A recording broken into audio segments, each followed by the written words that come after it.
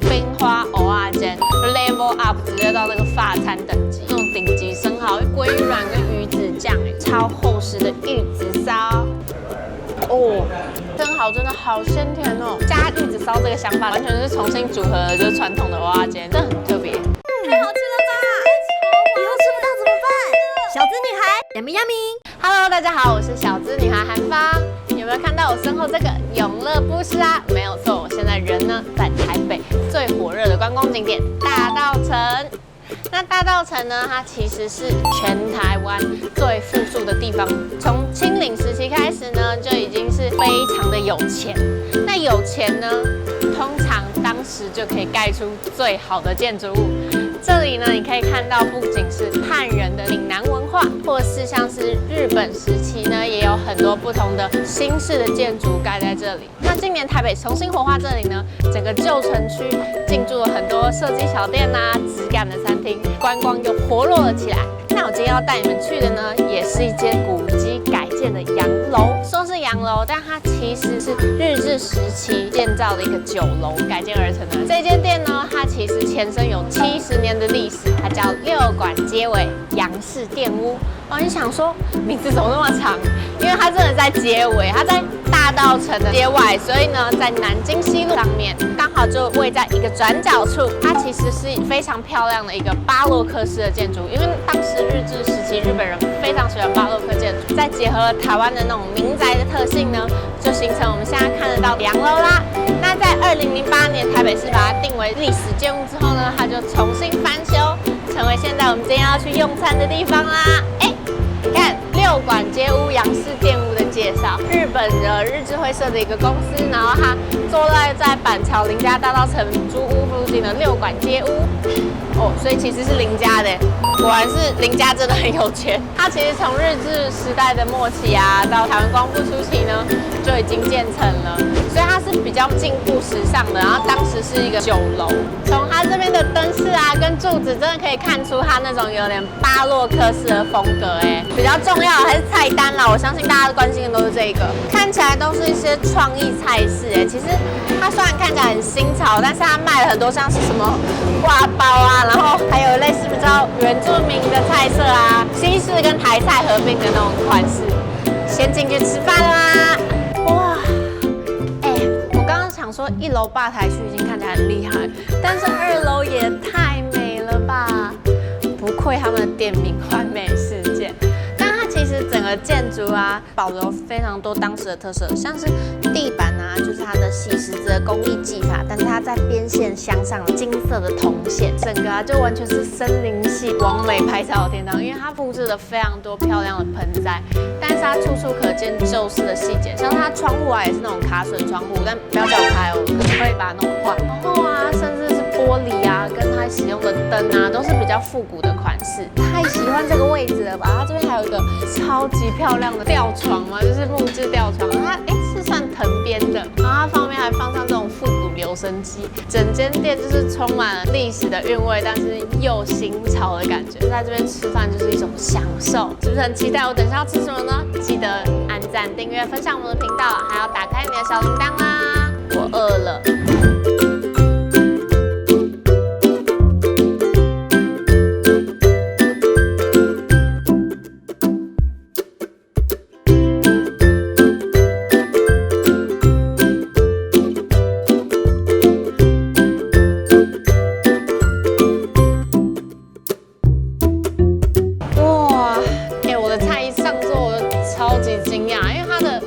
名字都非常的台湾味，但它其实上桌上来完全就像一个新式的那种法式料理啊，不愧是中西合并的那种创意菜式。那来到台湾呢，我们其实很常见一个很特别的东西，那就是槟榔。我点了一个叫做宝岛包叶仔，一听就知道根本就槟榔啊，而且我没有吃过。然后它上来之后就想说，天哪，人生要第一次吃槟榔啊！后来就发现真的算是特色的那种创意开胃菜。它其实里面呢是包着山葵，然后外层是紫苏叶啦。啦，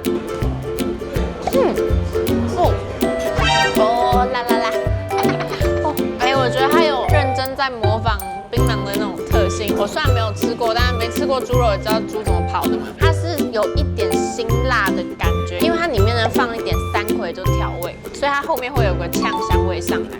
前面会先吃到紫苏跟秋葵本身的香气，那个秋葵里面呢，它其实吸附了油醋酱跟它一点点那种酱油的香味，所以它吃起来呢是非常清甜的。最后那个三葵辣真的是有让我整个心挠起来，真的好像就是很多台湾的卡车司机啊，他们会吃槟榔就是为了醒脑，吃到这个就觉得我应该吃过槟榔了。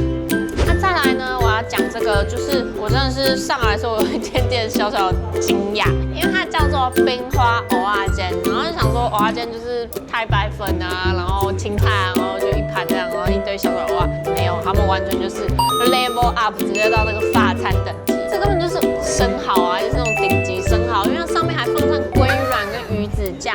不过很特别的是，它底下其实铺垫了一层超厚实的玉子烧，它其实下面呢有调过酱料，它可以看到是有点味噌的香气。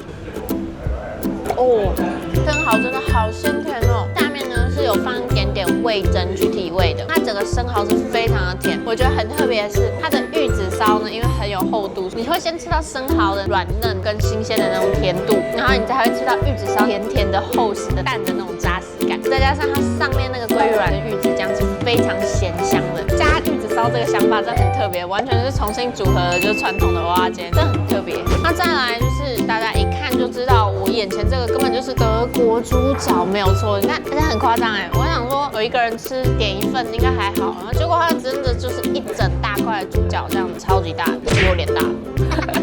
那它这个呢，其实是主厨的特制辣炒猪脚。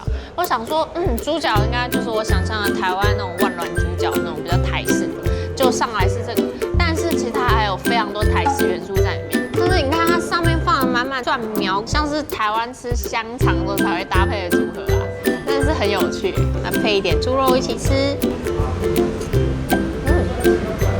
虽然它是德国猪脚，但是它的胶质真的是非常的香，有点像是那种万峦猪脚的那种口感，它会有点软嫩，它还是有非常好吃的酥脆度在，就是它外皮的那个胶质有点酥脆感。因为它在料理的时候呢，其实会先炸过，炸过之后呢，它最特制的秘籍就是跟综合的菇类还有辣酱一起拌炒，而且那个辣酱是特别特制的，还有加入一点白酒，再加上那种微微淡淡的那种辛辣感，超下饭，而且也可以配那种什么台啤啊，真的是很像是台式的热炒店会出现的做法，但是它又非常的西式，我真的觉得不得了。像我刚刚吃的部位是比较多胶质、比较 Q 的，那你看它带肉的那一块呢，看起来也是非常粉嫩，像是那个火腿肉一样。